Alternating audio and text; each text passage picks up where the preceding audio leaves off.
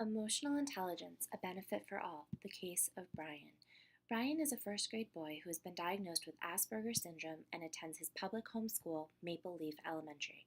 After a successful year in kindergarten, Brian was placed in Mr. Clifton's first grade class.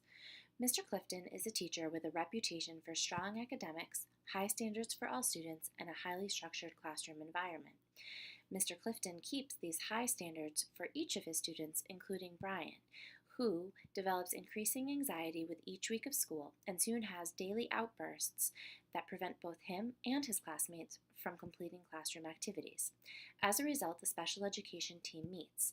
The school psychologist suggests to Brian's parents that they place him on anti-anxiety medication to help control the outbursts and his anxiety.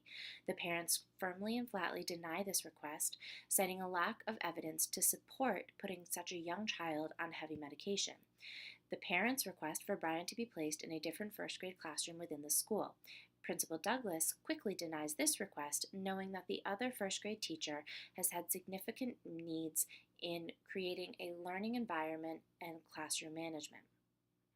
Principal Douglas suggests that Brian be placed in an alternate school setting that has a sensory room where Brian can be isolated in case of outburst. There are four main stakeholders in this case. The first is Brian. Brian has a right to the accommodations as provided through his IEP. He also has a right to attend his home school with neighbors and friends and the right to feel safe and respected at school. Next, Mr. Clifton is the classroom teacher. He is responsible for the education of all of his pupils. He holds them to high standards with a structured environment and truly believes that he is providing the academic supports for each of his students to reach success, including Brian. Brian's parents wish for their son's happiness, safety, and academic development at school. They understand their right and desire for Brian to attend his home school and an understanding of their educational rights in accordance with IDEA law. Finally, Principal Douglas has a responsibility of educating all children in her building in the least restrictive environment and supporting the teachers and staff professionally. This includes providing additional support and guidance to teachers when they are struggling to meet the needs of their students. She also has a responsibility to respond to parent views, concerns, and insights. There are three main problems in this case. The first is the emotional intelligence that is demonstrated by staff members in response to the situation. Next is the instructional and supportive leadership that is provided by Principal Douglas. Finally, the most important problem is providing Brian with a classroom environment that is conducive to his academic and emotional needs. Emotional intelligence can be looked at through an ability-based model with four branches. In this model, emotional intelligence is split into perceiving emotions, using emotions to facilitate thought, understanding emotions, and enhancing personal growth and relationships through management of emotions. These branches are hierarchical in nature, with the ability to perceive emotion on the bottom level and management of emotion for relationships at the top. Emotional intelligence can also be looked at through a mixed ability-trait model. In this model, an individual's potential for mastery of self-awareness, self-management, social awareness, and relationship management are analyzed through the ability component of the model, which is the individual's potential for learning the skills, and the emotional competence or trait, which determine how much of that potential is realized.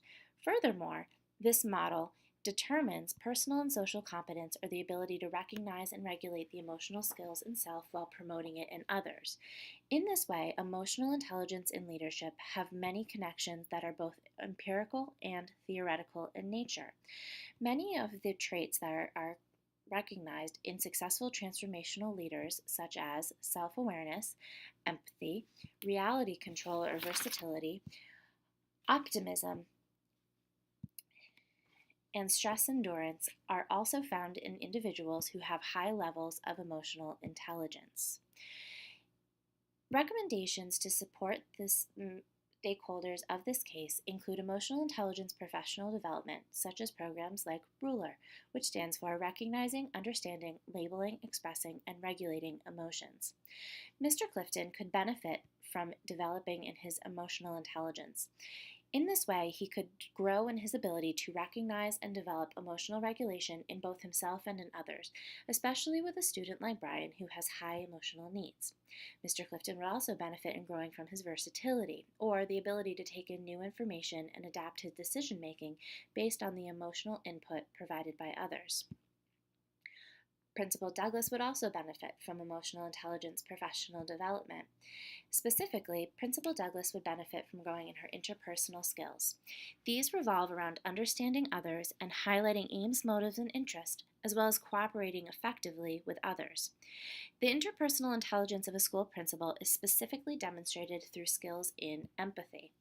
Principal Douglas would also benefit from growing in her versatility, especially when taking in new information from staff members who are having difficulty with students, and adapting her decision making when taking in the input of staff members, students, and parents. Finally, Principal Douglas would benefit from reviewing IDEA law and the standards for educational leadership policy under which she is certified. As a result of these recommendations, Mr. Clifton would develop in his emotional intelligence, specifically in emotional monitoring of himself and others, as well as perceiving the emotion of others and developing this ability in his students. This would support the other students in the class in helping Brian to maintain control during outbursts, as well as providing Brian with strategies and tools to help himself in handling the stresses of first grade.